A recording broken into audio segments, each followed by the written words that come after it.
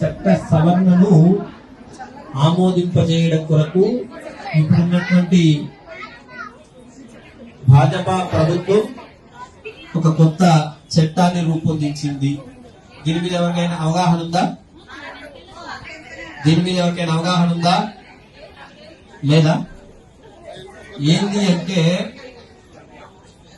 1954 ప్రాంతంలో అప్పుడున్నటువంటి ప్రభుత్వాలు వక్ఫ్ బోర్డును ఏర్పాటు చేసి వాళ్ళు ఎక్కడికి వెళితే అక్కడ ఈ స్థలానికి వచ్చి ఈ స్థలం నాది అంటే చాలు వాళ్ళకి దారాదత్తం అయిపోతుంది. పేపర్స్ అవసరం లేదు, ఇతరత్ర ఏది కూడా అవసరం లేకుండా ఆ ప్లేస్ ఇప్పుడు మన ప్రాంతంలో మన అమ్మవారి గుడి ఉందనుకోండి, మన అమ్మవారి గుడి దగ్గరికి వచ్చి అయ్యా ఈ ప్లేసు వక్ఫ్ బోర్డుకు సంబంధించినటువంటి ప్లేసు, దీన్ని మేము తీసేసుకుంటున్నామంటే మనం వదిలేసి బయటికి రావాల్సిందే. అట్లాంటి స్థితి ఆ చట్టంలో ఉంది.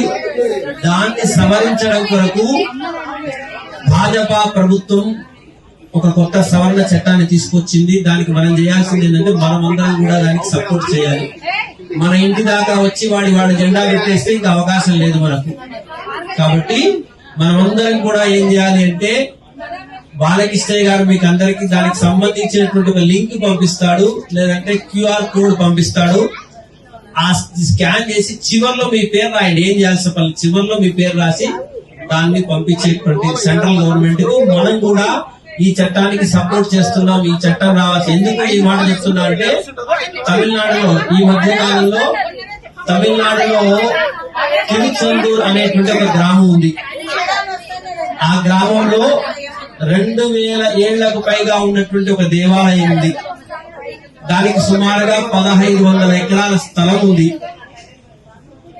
వక్ఫ్ బోర్డు వాళ్ళు ఏం చేశారంటే ఈ ఊరంతా మాదే, ఈ ఊరు భూమి అంతా కూడా వక్ఫ్ బోర్డుకి సంబంధించినటువంటిది అని చెప్పేసి ఆ గ్రామాన్ని మొత్తం క్యాప్చర్ చేస్తున్నారు, దేవాలయాన్ని శిథిలం చేసేస్తా ఉన్నారు. కాబట్టి ఈ పరిస్థితి అక్కడ వచ్చిందంటే మనకు కూడా వస్తుంది. కాబట్టి మనం అందరం జాగ్రత్త పడాల్సిన దానికి ఏంటంటే ఇక్కడ చేయాల్సింది మనం ఆ స్కానర్ తో మీరు ప్రభుత్వానికి సపోర్ట్ చేస్తూ ఒక చిన్న హాఫ్ మినిట్ పడుతుంది, హాఫ్ మినిట్ కంటే ఎక్కువ పడదు, ఒక్క నిమిషం మనం మన దేశ భద్రత కొరకు మన భద్రత కొరకు ఖచ్చితంగా ఈ రోజు మనం ఇక్కడ నుంచి ఆ మెయిల్ పంపించాలి. ఈ రోజు లాస్ట్ డేట్, దానికి సంబంధించి ఈ రోజు లాస్ట్ డేట్. వాళ్ళు ప్రతి మసీదులో ఈ చట్టాన్ని ఆమోదించకూడదని పెద్ద ఎత్తున మెయిల్స్ పంపిస్తా ఉన్నారు. అనేక రకాలుగా వాళ్ళకి సంబంధించినటువంటి సంఘటనలన్నీ కూడా చేస్తా ఉన్నారు. మనం మాత్రం ఎక్కడ స్పందించుకోలేకపోతా ఉన్నాం. కాబట్టి దయచేసి మీరందరూ వచ్చినటువంటి వాళ్ళు, వాట్సాప్ ఉన్న వాళ్ళు ప్రతి వాళ్ళకి ఈమెయిల్ ఐడి ఉంటుంది. కాబట్టి ఆ స్కానర్ మీ అందరికీ పాస్ ఆన్ చేస్తారు.